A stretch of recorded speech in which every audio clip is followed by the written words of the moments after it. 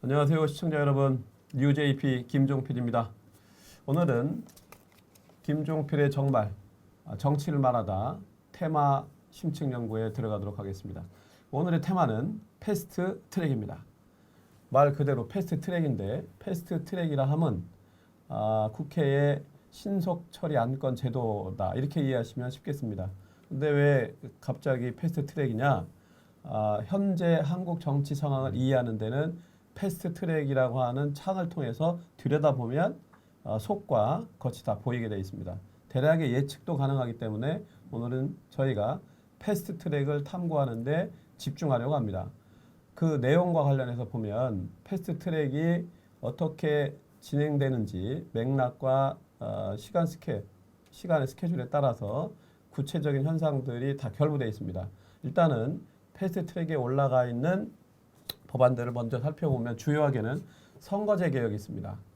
차기 총선이 내년 4월 15일 20대 총선이 열리는데 여기와 직접적으로 연결되어 있습니다.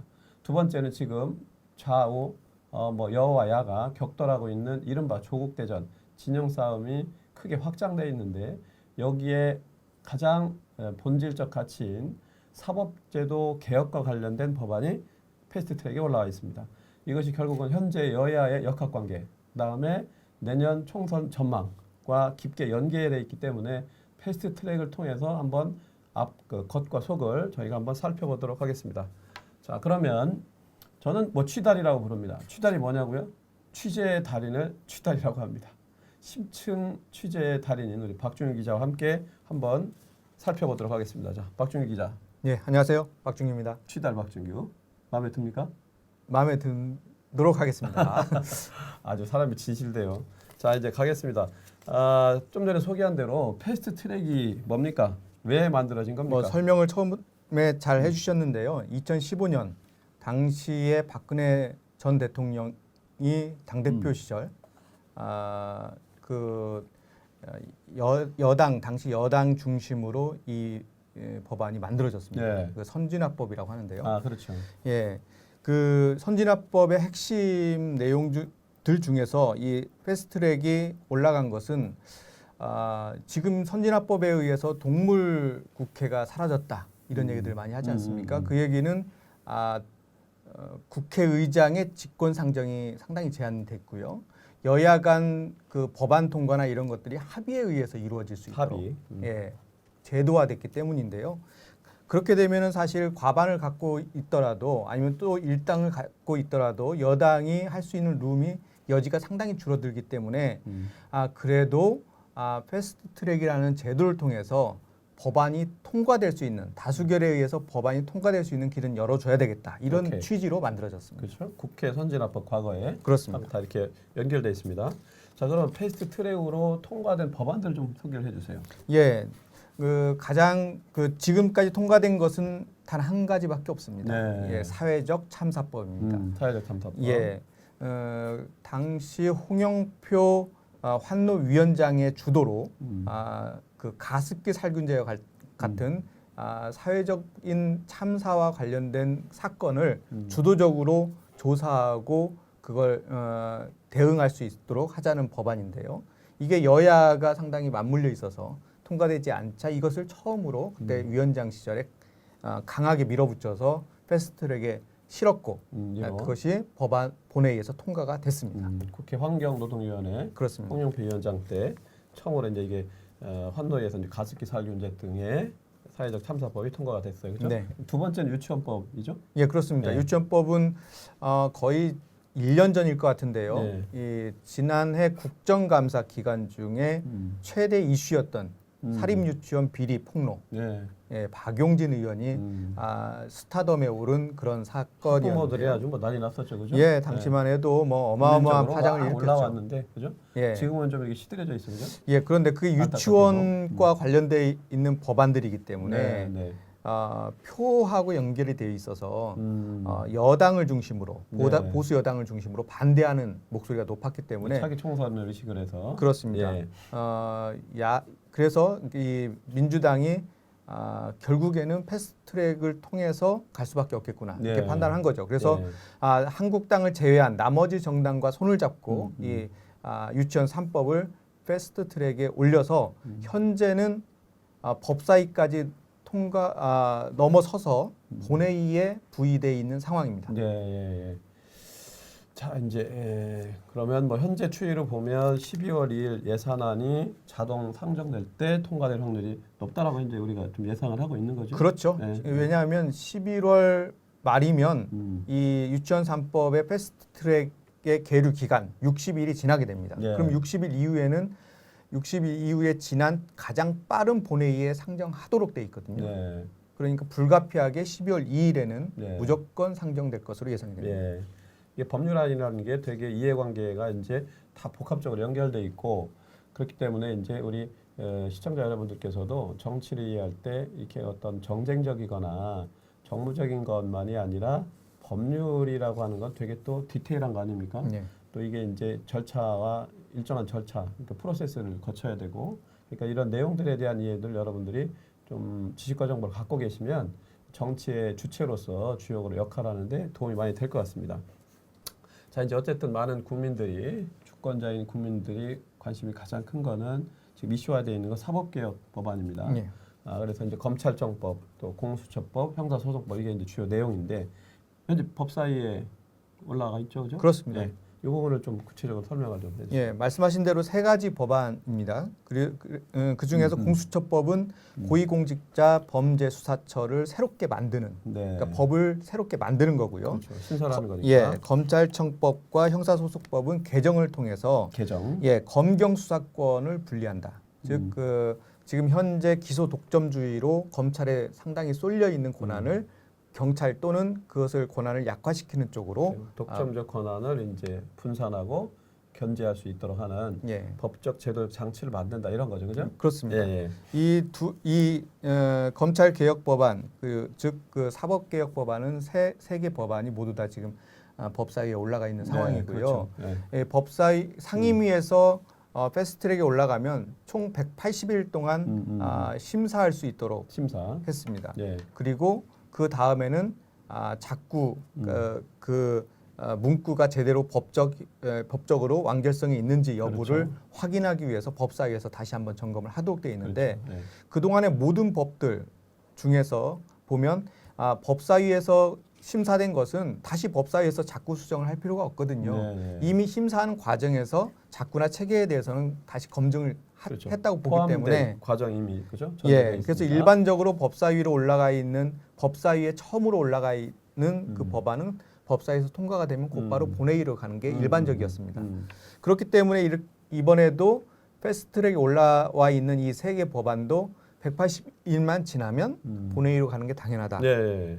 이런 해석이 가능합니다. 그런데 이제 지금 뭐 90일을 더할 필요가 있냐, 그죠? 180일 지금 있으면 되는데 예. 이게 좀 논란이 좀 되고 있어요, 그죠? 현재 국회법을 해석함에 있어서 네. 상임위에서 180일, 법사위에서 90일 이렇게 규정을 하고 있거든요. 네.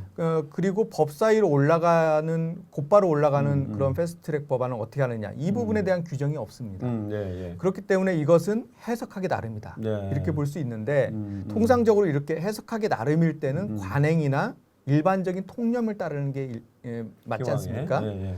그러니까 여당 입장에서는 통념상 당연히 법으로 규정돼 있지 않다더라도 기존에 해왔던 대로 법사위에서 심사한 그 법안은 다시 법사위로 돌아가지 않는다. 그러니까 법사위에서 180일 이후에는 본회의로 넘겨지는 것이 합당한 수순이다. 이렇게 보고 있는 거죠. 네. 근데 선거법은 어떻습니까? 지금 11월 말 부의하는 겁니까? 선거법은 11월 말에 그 본회의로 올라가거든요. 예. 그러면 이제 본회의에서는 60일 동안 계류될 수 있습니다. 네. 그러니까 이 기간 동안에는 예. 국회의장이 언제 상정할지 정해야 되는 그런 그 국회의장의 시간이라고 할 수 있습니다. 이른바 국회의장의 시간.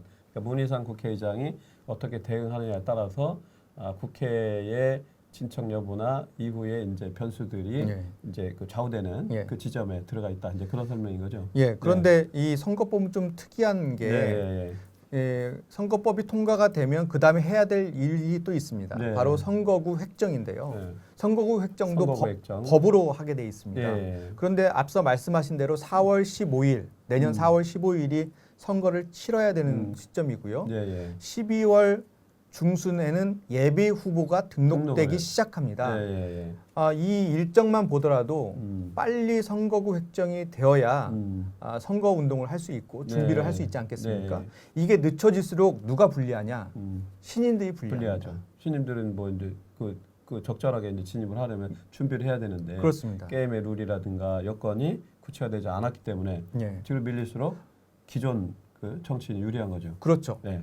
그렇기 때문에 이러한 부담들을 줄이기 위해서 네. 아마도 국회의장은 최대한 빨리 상정을 해서 가부를 결정할 것으로 예상이 됩니다. 그게 이제 법 정신이고 국민 상식인데 일단은 현재의 20대 국회에 진입해 있는 현역 의원들은 그 일종의 이제 진입 장벽이기도 해요, 그죠? 예. 기득권이기도 하고 이거를 이제 개혁의 방향으로 국민들이 공감을 하고 개선 개혁이 되는 방향으로 이제 국회가 역할을 해야 되는데 예. 이른바 이제 여야 합의가 원활치 않을 때는 우리 그 문희상 국회의장이 역할을 이제 잘 해주시는 게 예. 중대한 시점이네요. 예. 뭐 문희상 의장이 우리가 지켜보도록 그렇게 하겠습니다. 근데 어쨌든 지난번 패스트트랙과 관련해서 여야가 합의하기로는 선거법을 먼저 처리하기로 했어요, 그죠? 네. 그 다음에 이제 사법개혁안을 하기로 했는데 그 부분에 대해서는 이제 이게 과연 순서가 잘 지켜질 것인지 어떻게 전망을 하십니까?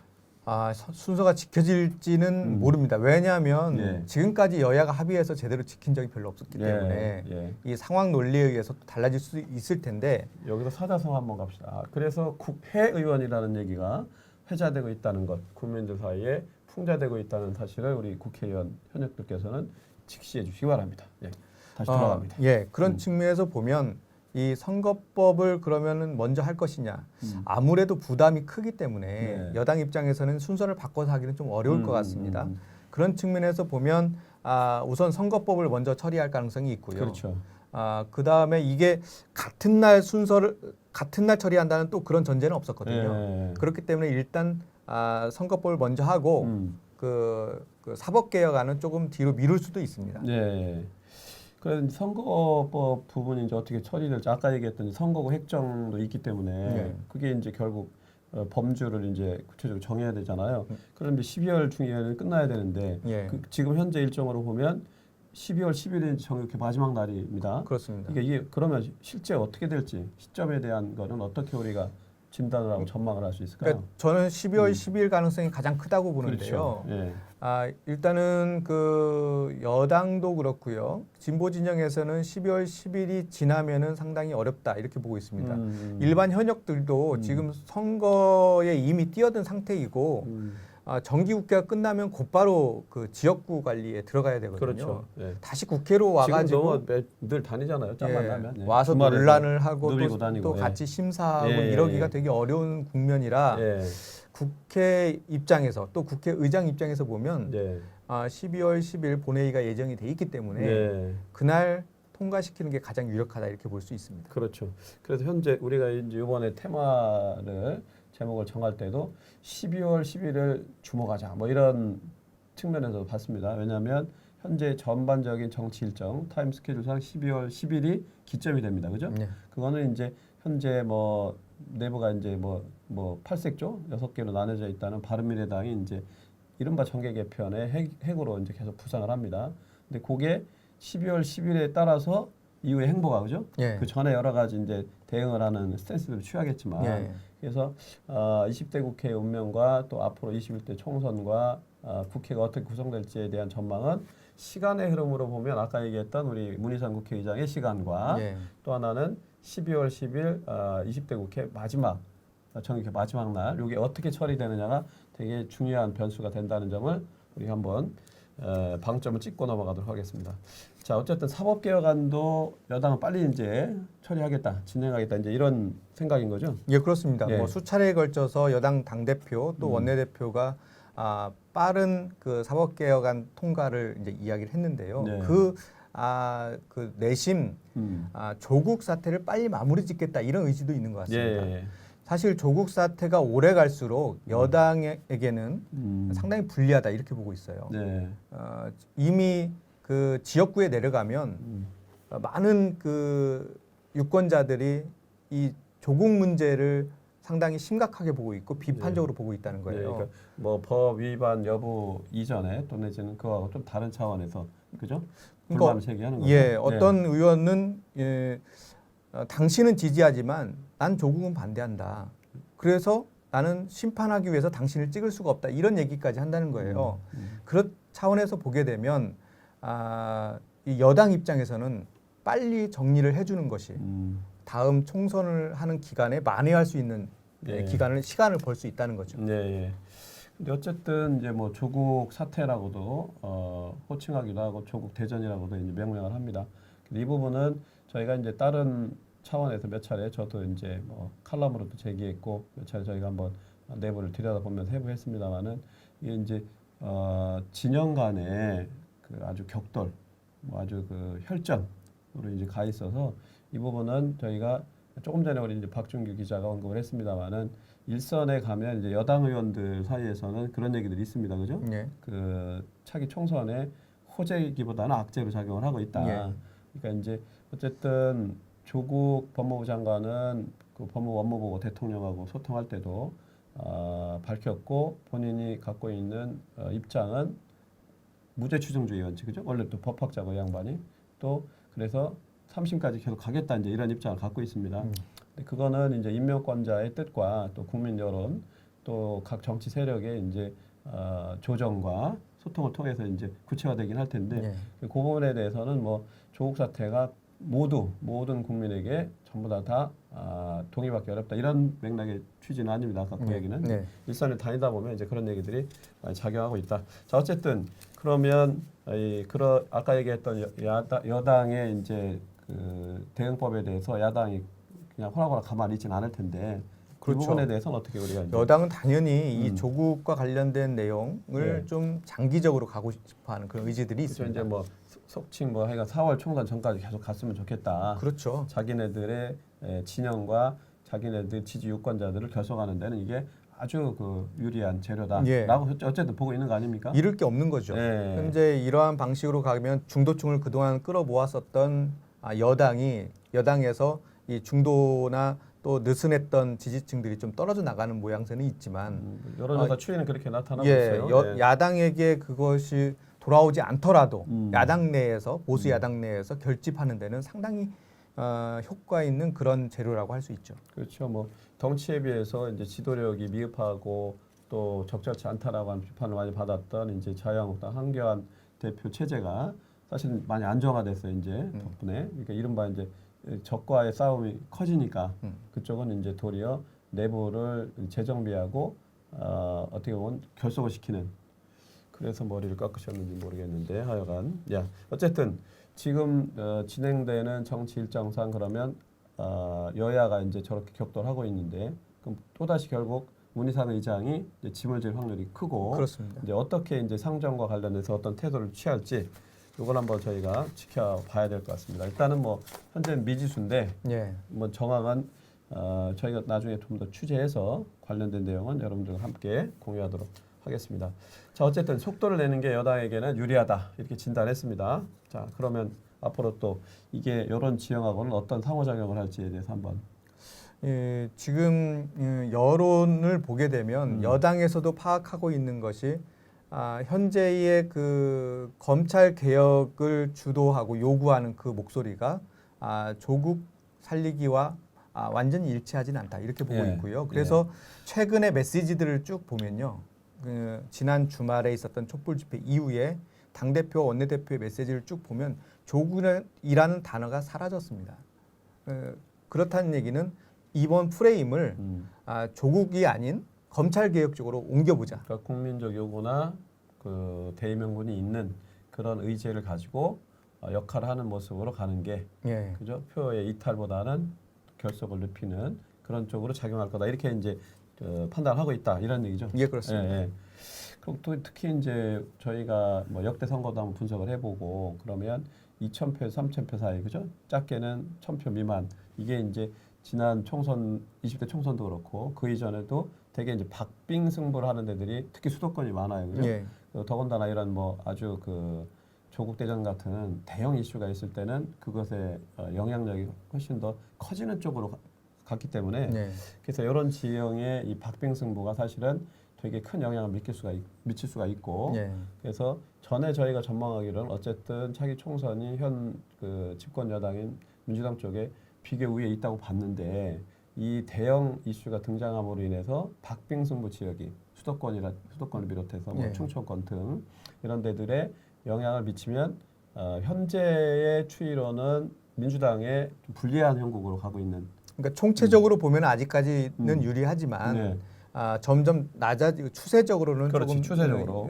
우려될 수준으로 가고 있다 이렇게 볼 수 있을 텐데요. 예. 특히나 지금 대통령 지지율이 40% 근처까지 내려와 있고 내려왔고, 예. 민주당 당 지지율과 아주 근접하게 붙어 있습니다. 거의 붙어 있죠. 예. 이 얘기는 민주당 입장에서도 대통령 프리미엄에 기대어 총선을 치를 필요가 없다 이런 의견이 나올 수도 있는 국면이거든요. 예. 이런 상황일수록 오히려 이제 국면 전환을 위해서라도 네. 국민들이 거의 절대적으로 지지하고 있는 검찰 개혁을 비롯한 개혁적인 목소리를 더 많이 내야 되겠다. 네, 네. 이런 내부 진단이 있는 겁니다. 네. 최근에 이제 지난 뭐 토요일 날도 서초동에 모였던 그 민심의 결집은 사실 이제 그 민심의 지향과 요구는 검찰 개혁입니다. 그죠? 대의가 그렇고 또 촛불 정부로 등장을 했던 문재인 정부의 소명이나 시대적 과제도 거기에 있습니다. 또 문재인 대통령 상대적으로 법률가 출신이고 오랜 동안 이 부분에 대해서 천착하는 철학이 있습니다.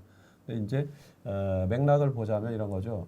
그 촛불 민심의 요구는 대한민국의 나라다운 나라로의 전환, 진화를 위해서 이른바 사법개혁이 과거의 퇴행적이고 권력 중심적인 체제로부터 국민에게 서비스하고 상호 삼권분립의 원리에 부합하도록 전환하자. 그런 거에 있는 거 아닙니까? 네. 사법개혁에 대한 열망인데 이게 이코로 이른바 이제 민주 진보 진영에서는 조국 수호하고 등치시키는 거고 근데 이제 좀 객관화해서 보면 그거와는 좀 위상과 차원이 좀 다르다. 진위는 전제에 좀 있는데 네. 이 부분에 대한 조국에 대한 애정과 지지를 갖고 있는 그룹이 여기에 참여해 있는 거고 네. 뭐 이렇게 보는 게 조금 더 객관적 판단이다 이렇게 해석을 하고 있는 거죠. 네네. 자 그래서 어쨌든 문재인 대통령을 축으로 한 문재인 정부와 집권 여당인 민주당은 검찰 개혁에 아주 단단히 고삐를 세게 틀어지고 가고 있습니다. 그죠? 이 부분에 대해서는 이제 앞으로 어떤 전망을 갖고 우리가 어떻게 접근을 해서 봐야 될지 그 부분 한번 정리해 주시죠. 결국은 이제 법률 이외의 그 시행령 같은 방식으로 법률 그 검찰 개혁은 현재 속도대로 하면 상당히 빠르게 진행될 가능성이 있고요. 또 대통령께서도 이미 말씀하셨듯이 조국 관련된 수사가 마무리되는 즉시 시행이 되도록 했기 때문에 아마 연내에는 대부분의 개혁 방안이 시행될 텐데 마지막 종지부를 찍는 것은 역시 법안 처리일 겁니다. 국회에서 이제 법안 그럼 국회에서 법안을 처리할 때에 말씀하신 대로 국회의장의 의중이 중요할 텐데 역할이 중요할 텐데 아마도 현재와 같이 어떤 진영 논리로 가게 되면 오히려 사법개혁 법안이 통과될 가능성이 더 높다. 저는 그렇게 봅니다. 네. 그 이유는 그 전에는 그 당내에서도 또 진보 진영에서도 현재의 검찰개혁법이 조금 문제가 있다. 개혁하는 것은 맞지만 개혁하는 방식에 있어서는 내용에 있어서는 좀 더 강화할 부분, 또 좀 다르게 해야 될 부분들이 많다. 이러면서 좀 반대하는 의견들이 있었거든요. 그런데 일단 이것이 패스트트랙을 통해서 본회의에 올라오게 되면 그 법안 자체에 대해서 자기가 투표를 하는 게 전광판에 다 나오거든요. 이제 누가 찬성했고 예. 누가 반대했고. 그렇죠. 과연 진보 진영에 있는 소위 민주당 그리고 정의당 또 호남계 의원들이 반대할 수 있을 것이냐. 그렇다고 보면 과반을 충분히 확보했을 것으로 예상이 됩니다. 우리는 일단 보고 있습니다. 그죠? 다 이게 드러나기 때문에 현재 이 여론의 지형과 추세적인 흐름으로 볼 때는 이제 그렇고요. 일단 큰 방향은 뭐 저희가 이렇게 한번 진단을 해보도록 그렇게 하겠습니다. 패스트트랙과 관련해서 여러분들 좀 이해가 되셨습니까? 왜 패스트트랙에 대해서 관심을 가져야 되는지 그 내용은 저희가 오늘 설명드린 대로 그런 중대성이 있고 아주 민감합니다. 또 현실적 변화에 현실 정치 변화에 아주 깊게 관련되어 있다는 점을 우리가 환기시키면서 오늘은 이렇게 정리하고 마치도록 하겠습니다. 자, 다시 또 찾아뵙겠습니다. 인사합시다. 고맙습니다.